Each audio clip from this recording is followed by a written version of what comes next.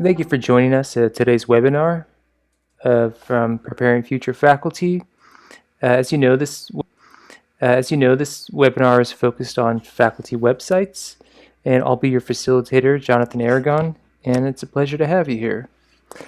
The topic today is going to be a little bit of a fun one. We're talking about having personal academic websites, also known as faculty websites, and this is a topic of creativity. We're all professionals and we do a lot of professional work, but websites are an opportunity for us to have so much wider engagement and also be a little creative. So, without any further ado, that reminds me, before we get started, if you do have a website already, why don't you go ahead and share that in the chat below? And then I'd like to just, take a peek on my own time and see what you're all up to doing, just so I can get to know you a little bit better.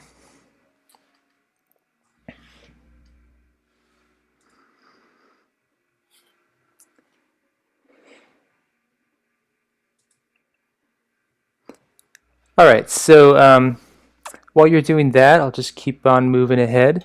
So this is how things are going to shake down today in today's webinar. The structure of it is we're just going to basically talk about why you might want to have a faculty website, what that looks like, and how you can set one up, right? The different options that are available, and I'll give you my recommendations on where I think you should begin if you're just getting started, and also provide you enough information to know how you can, scale up or down depending on where you are at.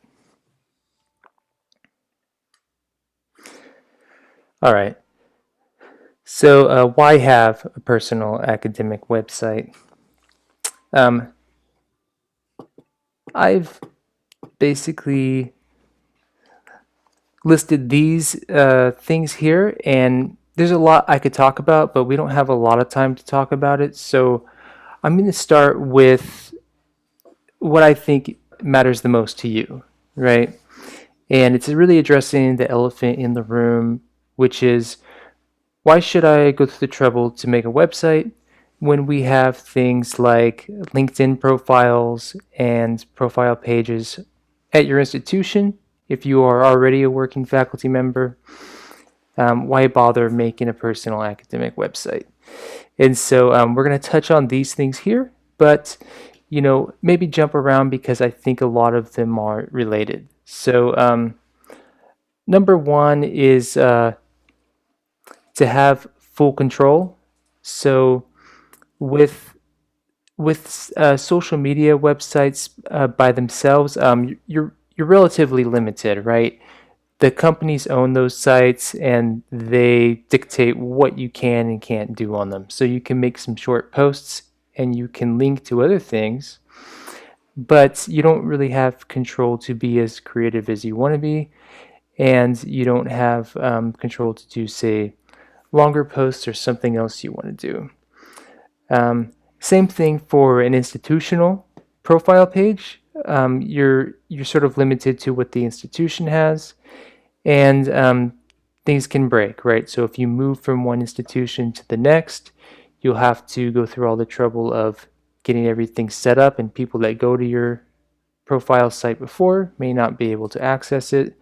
And sometimes folks do updates at institutions, and so if all your links are associated with that one page, then when they do those updates, things can break. So if you have your own personal academic website and all your links are pretty much hosted there, and then you give those links to your IT person at your institution, then then you don't have to worry about things being break or not being followed, right? It's really coming from your main server, your main source, so you don't have to worry about that as much. Then we have this other issue of web literacy. So it's not something that you really think about when you're thinking about creating a website, but I can tell you this is something you will think about once you start doing it a little bit more. And I think it's important, right? When we think about the ivory tower academia, most of the communication we did for a long time was just, ink to paper. And then we had computers came along, and the world embraced computers, and we changed the way we do work and the way we communicate. And so we got proficient in using computer-based applications to do our writing and communicate, and then embraced emails and so forth. Um, Now we're living in a very internet-connected world, right? So the way we communicate and the way we work is web connected.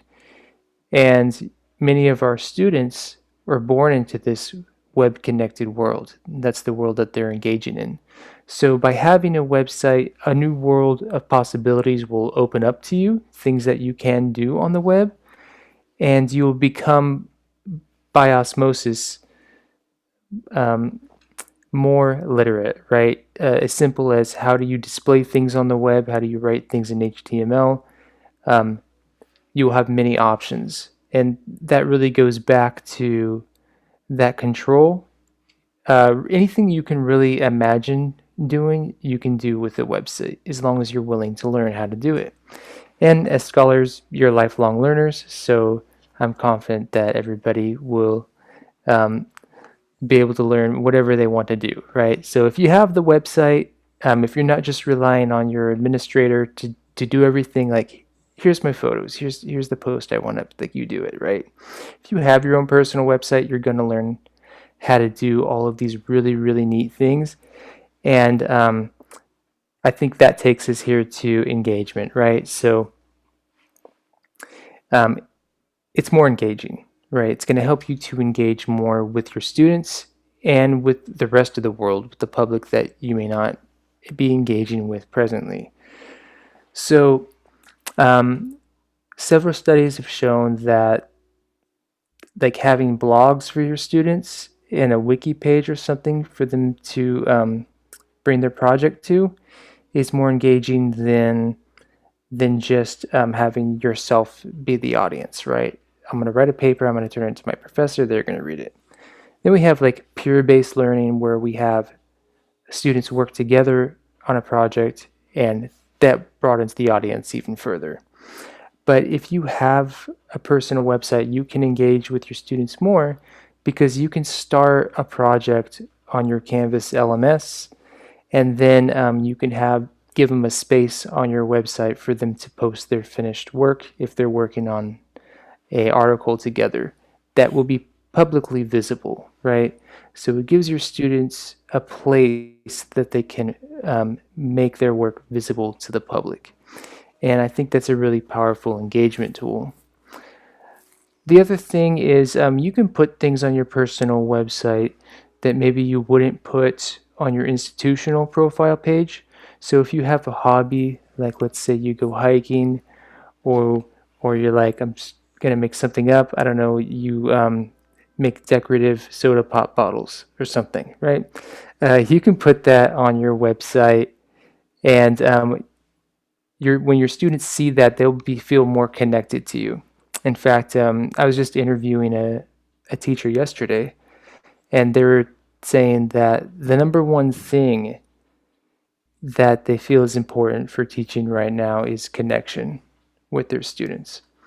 And so when we have that relatedness, when we feel related to us as human beings rather than just people in different positions, I feel that really helps with the engagement.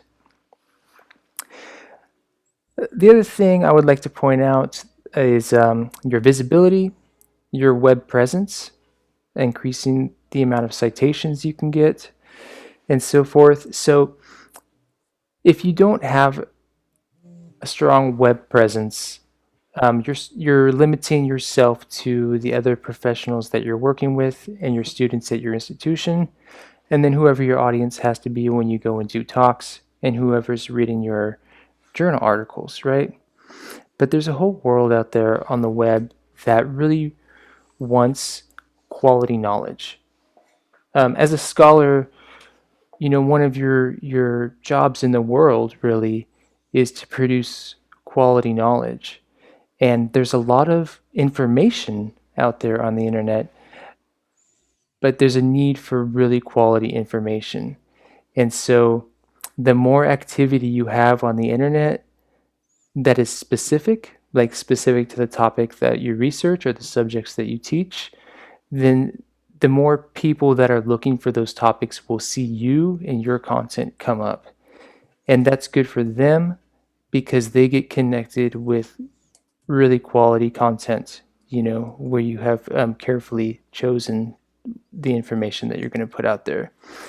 And it's good for you because you can write on many posts and articles about your research that you're doing and link back to those articles, and it increases the chances that someone will read your work and cite you on it. Um, an optimized way to share and organize. This is another one of those things that you don't really think about until you actually have a website, but I can tell you it's very useful. And I won't go a lot into this because I don't think it's a broader concern, but if you have a website, you have the ability to get very short and simple URLs that are easy to share with the rest of the world. And so a lot of us use like cloud drives, to share files and resources and collaborate on stuff, and that's very useful. But sometimes it can be a bit cumbersome because, say, you just want to share a file with somebody, so you share it with them, but then you have to make sure that you go to the file and that you had the permission set so that they can be shared, and then they have to create an account that allows them to access the contents on that, cloud drive, and then they might be using more than one account, and you might have shared it with a specific email that they have that's associated with that account, and then when they go to access that link, if they're not logged into that email, then they have to log into that email, and they might ask you for access again, and yada yada yada, right? Or, hey, everything we need for the work we're doing today, you can find at me.org/stuff we're working on. Okay, great. And the great thing about the website is that it's sort of the reverse, right? The default is for things to be public, and then if you want them private, you can set a password or give them an account and give that to them. But you don't have to fuss around with any of this. Do you have access? Do you have an account or anything like that? You can simply give out a URL, and that's that. You can still utilize drives and stuff, but why not put that in one easy to find place for yourself too, right? You might be working on something and just need to find something really quick. And the way we have learned to find things in today's age is with keyword searches. So you have a spotlight maybe on your computer where you can search for things. You have a search bar at YouTube, on the internet. That's how we're used to looking for stuff now. So a URL makes more sense than looking through files to try to find what you need. And you could use it, if you have a cloud drive, you can use search terms for that too. But for me, I have a lot of things named the same thing, and it's like which version is what, right? So whatever the most current version is, that goes on your website. All right. And then for all the tools. So when you have apps, a website, you have access to many internet-based tools. So you get those permalinks I was talking about. If you want to serve up an image, then you can put that image on your website and it will give you a URL for it. So if you're doing a presentation for your students or something like that, you can pull the URL from your website and it will be sure to show up in your PowerPoint. You can have access to doing online surveys, online discussion forums, posts, online chat, video. I mean, there's all kinds of really cool tools you'll have access to. And it might be something simple you can do to just, survey your students and help or give them resources, right? And we'll see some examples of that. I know there's a lot I have to say to the why, and maybe I'll come back to it if stuff comes to mind. But we only have an hour, so We'll get into the what a little bit more, and then if I think of things that are important to you, I'll bring them up. And if ask a question in the chat, we're watching it. So if you're like, yeah, but what about this? Go ahead and pop your question in there. We'll address it. And before I move on, maybe I should ask you now, do you have any questions? Oh, cool. I see Karen shared her website. So I'd love to take a look at that. I'm interested. Okay, so what kind of sites can you make, right? Well, in terms of academics, like you could make a portfolio site, you can make a research dedicated site, you can make a multi-author site, you can make a course subject site, all these options, right? So choices, right? That's a lot of choices. So what should you start with? Well, I'll save you the suspense and just tell you what kind of site I recommend you start, and that is one site to rule them all, right? Lord of the Rings reference. Does anyone need it? 5? No? You don't watch it? It's alright. My feelings aren't hurt. Anyway, I just recommend that you make one personal academic site that you can use for all of those purposes. And so we're going to attempt to open this and show you a good example of that. And I can see on my screen, it looks like everyone can see this. Yep, I'm getting nods, yes. Yeah, so here's a website where we see that we have all these menu items at the top. You have a page for research, publications, presentations, articles and press, questionnaires that are developed. Wow. Research related to musings, teaching experiences, videos on statistics, recipes. I've looked at this, right? This is actually like cooking recipes that have been put on here, right? So that's one of those personal touches, you know what I mean? What if your students cook something you made? That's something you can talk about. Of course, there's this basic welcome and a contact me. And by the way, I'll just tell you right now, the way to go when you set these up is to set a personal contact form up,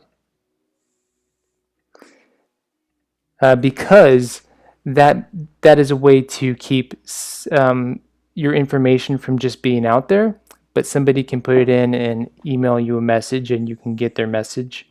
And you can even set these up so that somebody has to do like 2 + 2 or something like that in order to send you the message.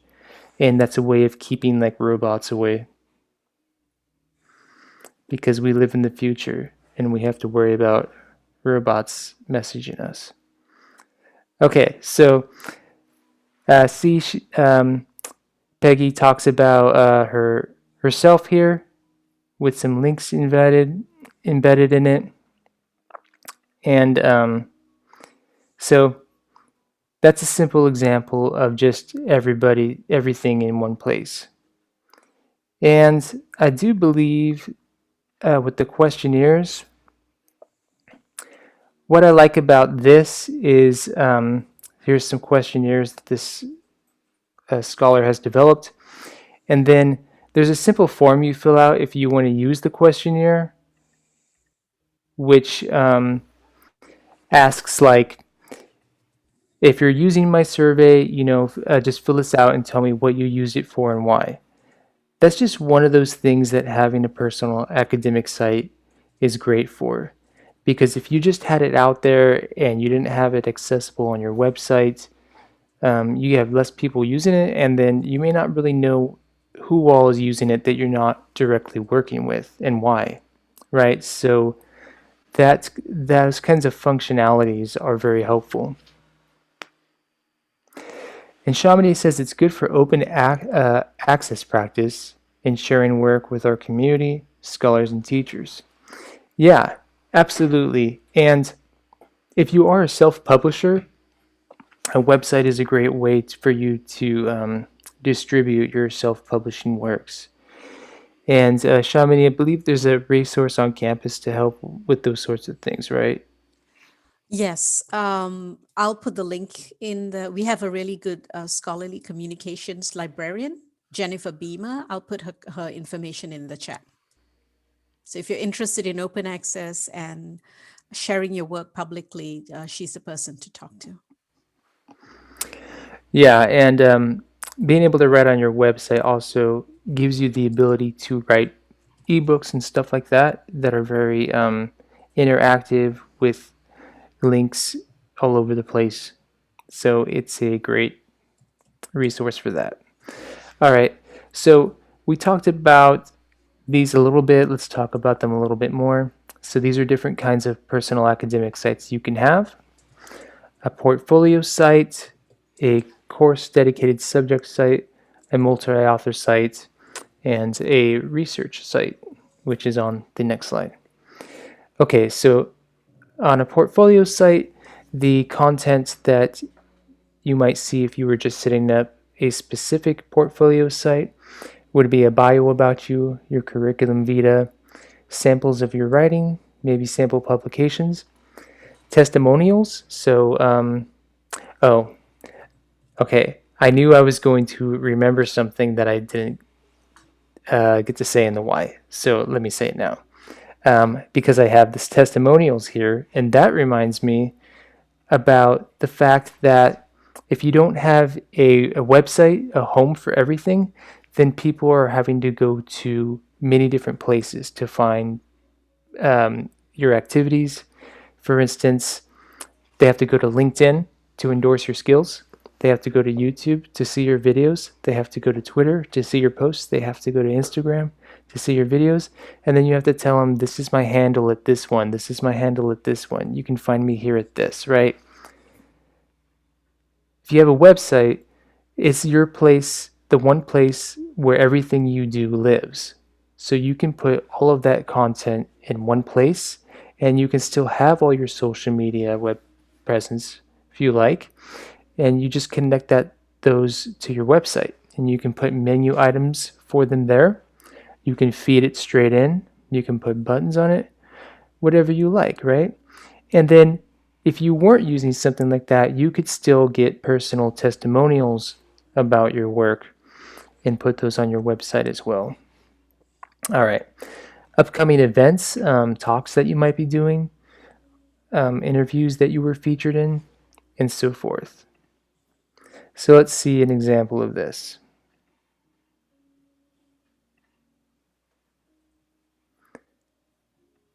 So this is an example website from the humanities. So we see here a nice little background image and about the author. He does religious studies. And another thing I might want to mention is that when you have a website, the writing doesn't have to be so formal, right? You can speak a little bit more informally about things because it belongs to you. So it gives you an opportunity to do something that your CV really can't. Your CV can list many things out. Your website gives you a chance to speak like, casual about it. And then news about books that this author has published, radio appearances, research that they're doing, and then there's a page for teaching. So that's more of what we would call like a static site. There's some dynamic information there, but it's pretty stapled. Other things you could put on a portfolio specific site could be your teaching philosophy statement, your diversity statement, a sample syllabus. If you're on the job market, like let's say you're a graduate student and you're not working at an institution, but you want that visibility, having a personal academic site is going to help when it comes to the job search process, because you can put the link to your website in your email communications and all over the place. And so people will click and look, right? Just having a URL like that sitting there makes people want to click it and explore. And so if you're just counting on your job interview alone just to speak for you, then you're at a disadvantage when you could put all of everything you're doing on your website, and then your potential employers can visit it and see all the great things you can do on their own time, right? Instead of just relying on the time that you're going to spend with them to see all that. I think another subtle thing it communicates to potential employers or collaborators is that you know how to do things on the internet. You have web literacy. And that could be very important going into the future. We're not going to be less web connected, we're going to be more web connected. And so I think that if you can demonstrate you have some web literacy, that makes you a stronger candidate because it shows that you're going to be able to do online teaching and those sorts of things with your students. That teacher I was interviewing yesterday, they were saying that using social media with your students, working with them on the web is a great way to connect with your students that are younger because they kind of grew up in that world, doing gaming together online and watching live streams online. Some of those influencers that use the web a lot are really ahead of the game. And us as scholars, it's time that we wear like our entrepreneurial hats in addition to our scholar hats. All right, enough about that. A course subject site. So this is a site where the content is all dedicated to a course you teach. And I'll show you what one of those looks like.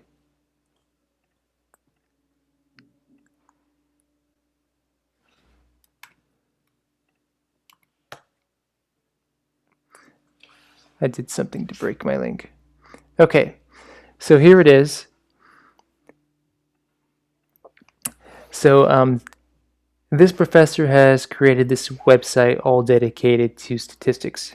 It's a great resource for students and really anyone interested in the subjects. And then here's statistics help. And you can see, yeah, it's pretty funny. We can see like, structural equation modeling, factor analysis, like all of these resources. And you can see where this creative control really comes into play here. This isn't something you could do on social media, right? Or just on your faculty profile page. Like this is visually engaging. The images, the texts, the videos that are embedded. Sorry about that. That was loud. Yeah. And this is a site dedicated completely to the course. There's also books that this author is writing, and so this is an opportunity for them to share those. Yep, talking about the books, awards it's received, reviews, the contents you'll find in it. I mean, if you want information, it's here. And here's all the social media as well.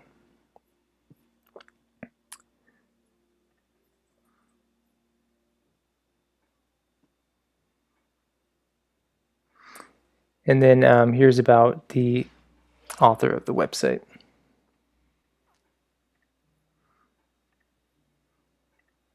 So you could make a website dedicated to the course. You could also dedicate space just for a specific project. And if you wanted to, there are plugins available that you can make your website an LMS if you had need to. Although I'm sure most institutions will want you to use like Canvas or Blackboard, something like that. And I know that's what we teach in PFF. A multi-author site. Thank you. This is a site dedicated for many authors. So usually it's an existing group like us at PFF that you're working with. You collaborate together on content that is of a specific academic subject. And then it's not really just you on there, it's many people who have accounts on that website writing blogs and different posts on subjects. And this is really good in terms of getting link backs. And what I mean by that is if you have a personal website and then you have a multi-author page in addition, all of you can get more attention as individual authors, and then you can write a post and somebody can click on your author profile and it'll drive traffic back to your personal website. You can also use, what I've recommended is that you start with just a personal academic website that has many different content, many different pages within it dedicated to what these standalone sites can do. And you can also grant permissions to other people to be authors on your site and make profiles for them and all that neat stuff. Here's an example of a multi-author site. This is Cult of Pedagogy. All the social media links are right here. And this is all dedicated to teaching. So there's blogs, podcasts, videos. I guess they even have merch. And then you have photos of the authors. Let's see. Yeah. And so see, if you go to like who we are, you can see that we have several authors featured on here that all contribute to the site. And if you were to go to the blog, you can see many different posts listed. And then right there, the author of this particular blog shows up, right? So if I were to, they're really inclusive. They include like audio in it. And then there's the blog information, the actual post. But then if you were to click on the author, you have information on that specific author. So if you have a group of people you're already collaborating with that would be willing to keep pumping out content on something like this, this could be a lot of great exposure for you. And again, quality information for your audience members.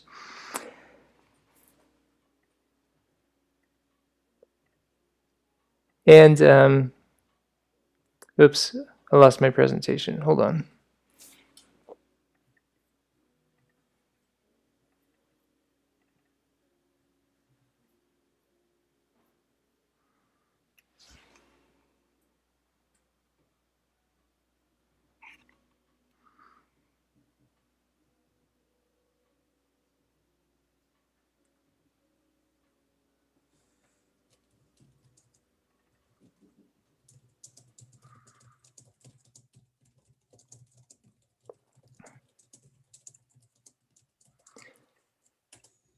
All right.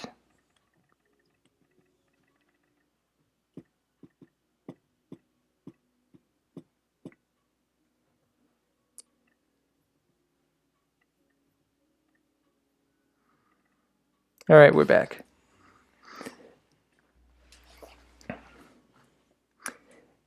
And then we also have a research site.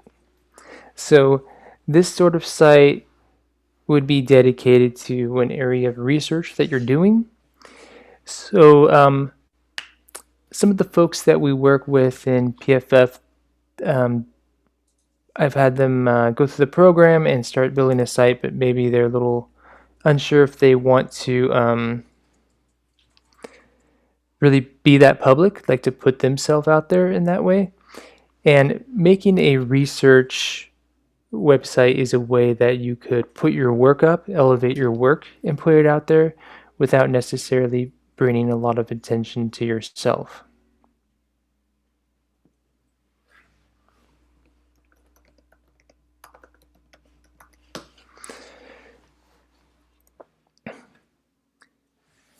without bringing a lot of attention to yourself.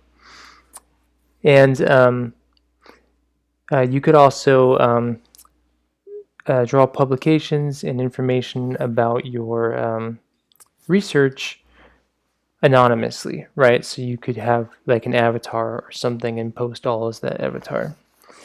But this is all dedicated to an area of research. So publications, media, measures that it's conducted, information about those measures, validity, assessments for the public.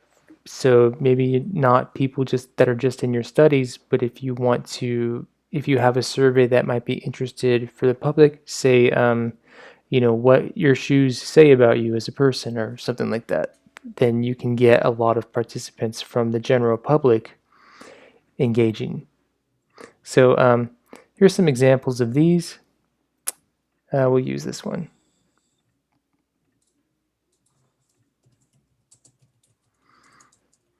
Right, so here's a site dedicated all to self-determination theory. And then we can see all the posts are related to, unsurprisingly, self-determination theory and the different areas it focuses on.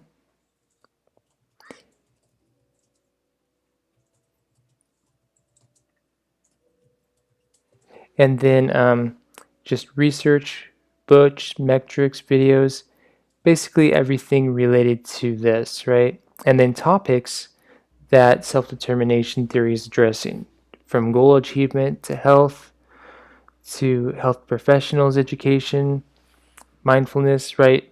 All subjects related to that. So if you have a narrow area of research, like many scholars do, if you develop your own theory, something like that, then you could set up a site dedicated to only your research, or you could put it on your personal academic website. There's also the ability to have websites within websites, but I think that's a little bit beyond this. Make an appointment, let me know if that's something you're looking to do. All right, so which should you choose? I already said that. Oops, something's out of order. Okay, so again, I would just like to point out that you just want to make one, and the reason for that is if you just make one website for you personally and you connect all those things on that one site, it goes with you no matter where you are in life. Whatever your activities you tend to be up to, whatever your focus and interests are, that website can contain whatever it is you're doing. And so, because the one thing that will never change is you, right? What you're doing in life might change, but you will not change. You will always be you. So just make a personal site. And that's the best place to start. If you have need to create separate websites for all those other things, you can cross that bridge when it comes. But if after seeing those options, you are a little bit in analysis, trying to figure out what you should do, let me save you the grief and just tell you, just make a personal website with your name, and that's it. All right, so how do you get started? Oh, all right, I know why I did this first. Okay, let me list them, tell you what, and then do it the same format. So how do you set it up? Well, you have options where you can do free hosting. And when we say hosting, what we mean is, look, a website is just basically a series of files and resources, like code files and resources stored on a cloud server somewhere, which is basically just a hard drive somewhere. And so when you're looking to set up your website, you need a place on the cloud to put that, and then you need an address so that when people type in an address, they can find your website, right? And there are a few options for that. So you could go with free hosting and a free domain. So that's like a free URL address and a free cloud server to put it on.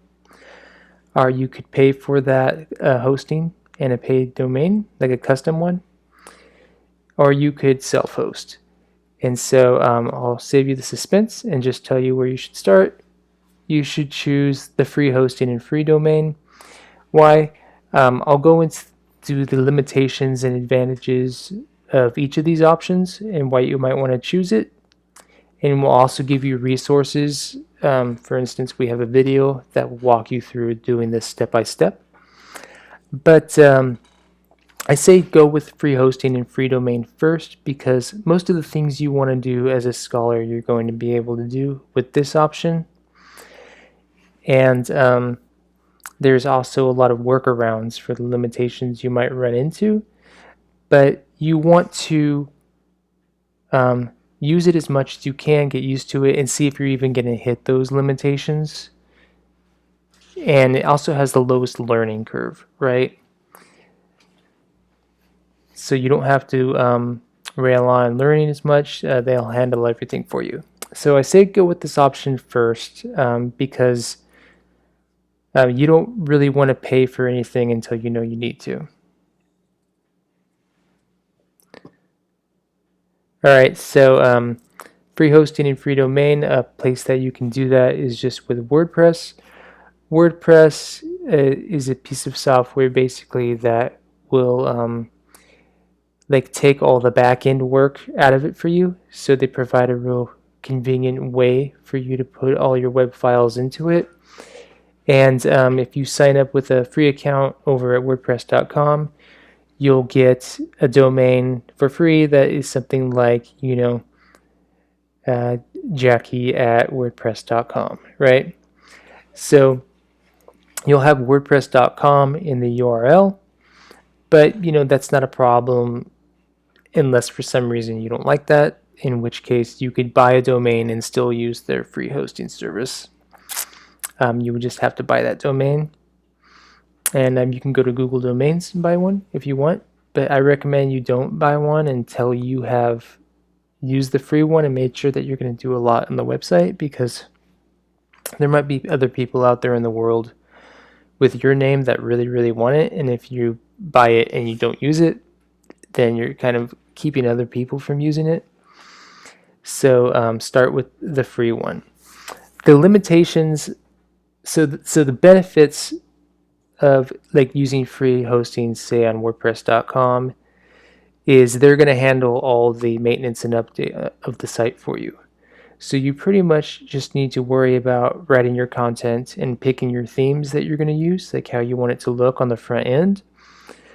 And then you don't have to worry about like an update breaking your site or something like that, or a specific plugin not working. Downside is you're going to have to allow like logos and stuff to appear on the site, like their logo, but they're not that intrusive. It's like on the bottom of the site.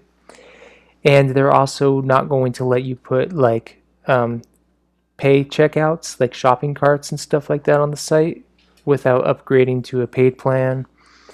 And there's a lot of things we call like plugins that you're not going to be able to use. So there's a lot of cool tools you won't have access to, although you have some basic ones, which should be all you need. And then the other limitation is they're going to not let you post video files and audio files and stuff like that with a free account. But to be honest, there's a lot of workarounds for that. For instance, if you put a video up on YouTube or an audio file up on SoundCloud, you can grab the link for that and then use HTML to just put it on your page. The other options is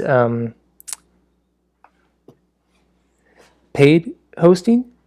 So here we go from the investment of being completely free to hundreds of dollars that you pay to host your website on somebody else's cloud server.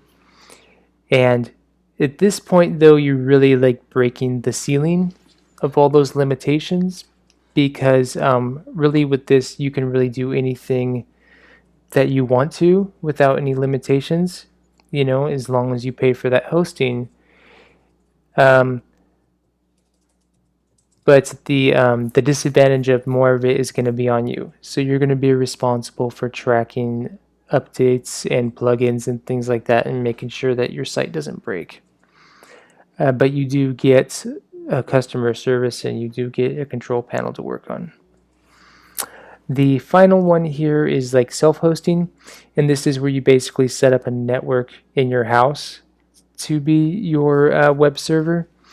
And this, now we're getting into the upfront cost of in thousands of dollars, but also like a lot of investment of learning. So you're going to spend a lot of time learning how to do everything yourself. But the benefit is, instead of investing in subscriptions, you're investing in hardware, and you're investing in time to learn. So you just learn stuff, and then once you buy the hardware, you have it for the rest of your life, and you can host all the websites you want on it. But depending on the amount of visitors you get, the amount of speed that you need, the amount of storage you speed, it's going to end up costing you more and more money every time you do it. So basically, free hosting, free domain, WordPress.com, that's basically your institution giving you space to use for free, right?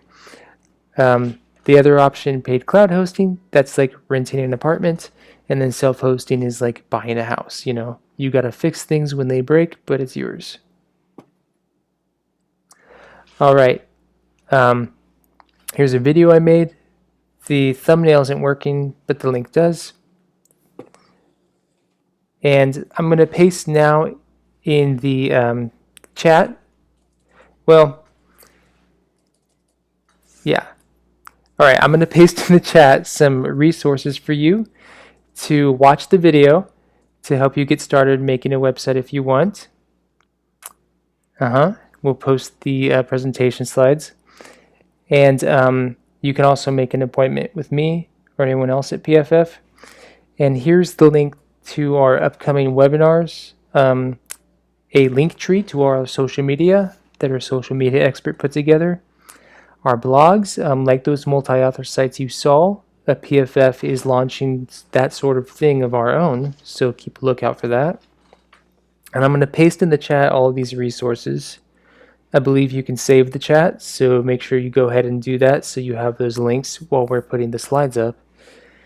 And then, right after doing that, I have a poll for us to fill out. So you can just tell us if you found this useful or what other feedback you can provide that would help us. And then we'll use our remaining time to just have a chat. All right.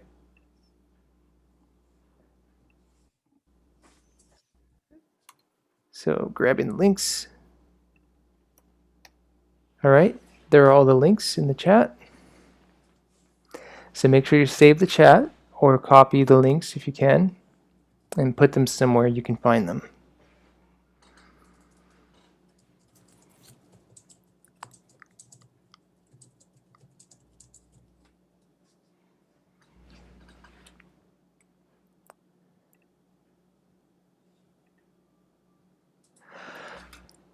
All right. And oh yes, now we must do the poll.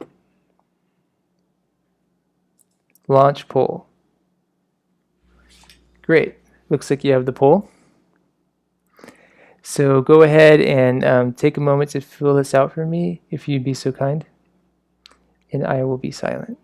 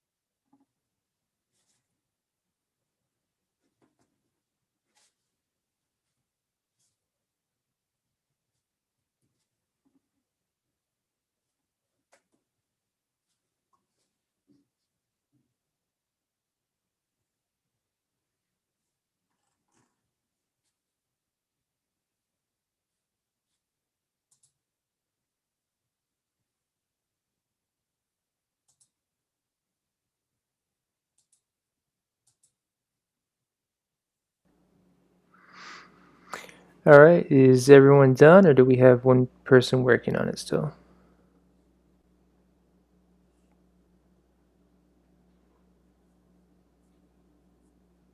I see everyone's done now. Oh, 99. okay. Got it.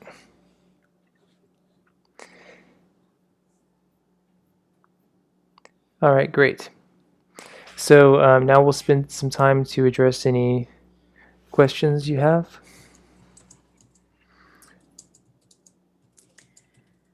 There were some questions in chat earlier, and Kajal said I had the same question as Christina.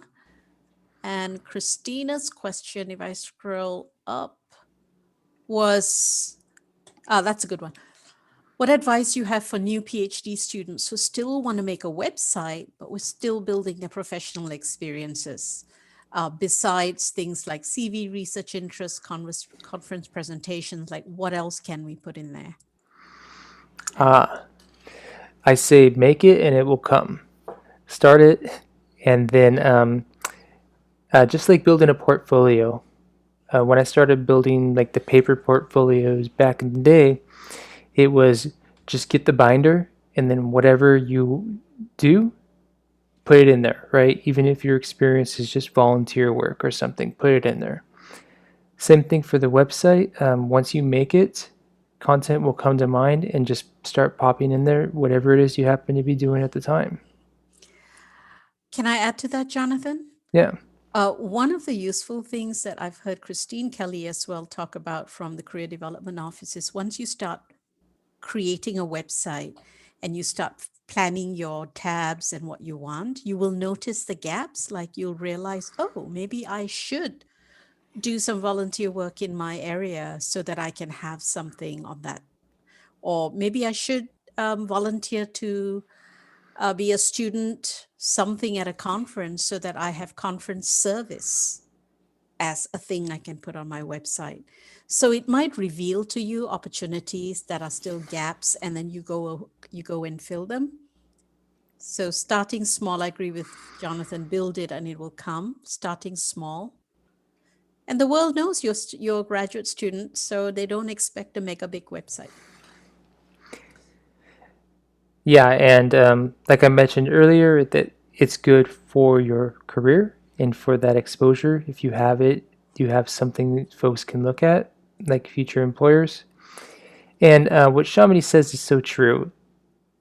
Really, it does help you see gaps. So maybe you do a lot of stuff behind the scenes, but are you building things that are tangible, that people can look at and see that it is a great example of the work you do? So I think having the website will expose, those tangible products that you could be showcasing if you were to attach some of the work you do behind the scenes with something that can be made visible.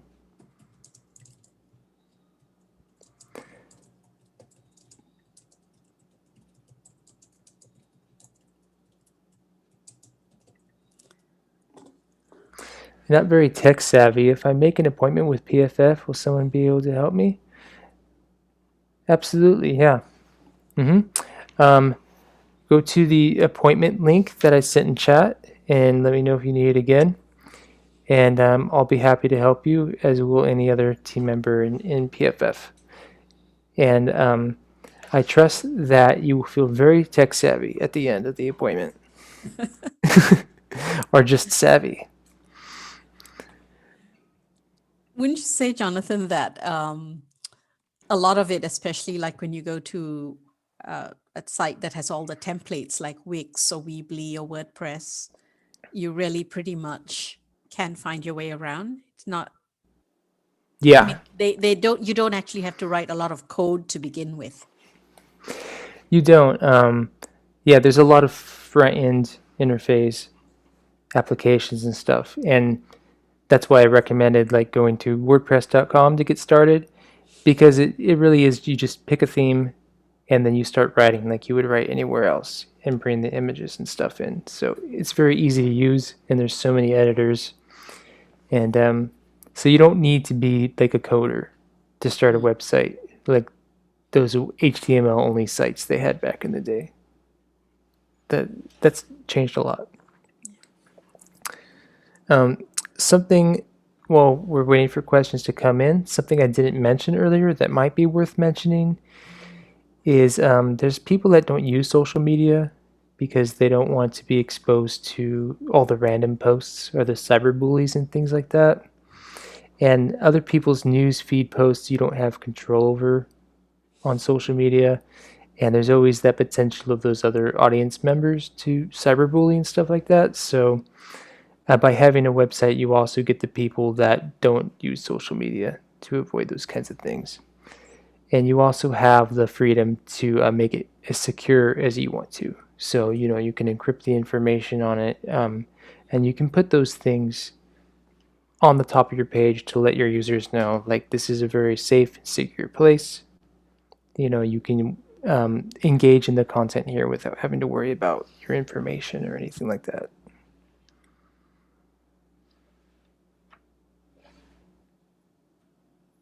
Oh, I remembered something I'd like to share back to Christina's question. Something that grad students can do, it's kind of low hanging fruit. You can actually get these more easily published. But even if you don't publish them in a journal, if you write book reviews of, great books that you've read in your discipline, you can put those on your website. It's display your scholarship to have maybe not review or critique a book, but to have a conversation with a book and put it out there. It's really good for you as a scholar, and it also gets your work out there. I know somebody that applied for a job that they thought was a different position. And so they just started doing the work of the higher position, even though they applied for a lower position. And people got so used to them just saying, "Yeah, That's what I do. Give that work to me," right? That they just gave them that a title. And all that to say, basically, you know, you start walking around on your website, on the internet, wherever, and you say, "I am do research on this," or "I'm this kind of scholar." Um, you become the professional that you putting yourself out there to be. People will begin to recognize you for that. If you write all about that one topic and it's visible on the internet, people will consider you an authority on it.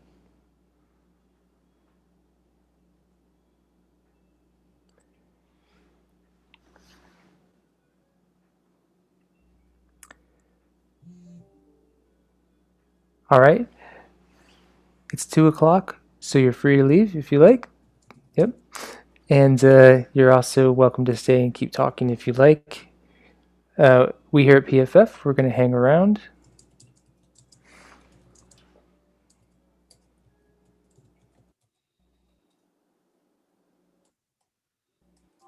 Jackie.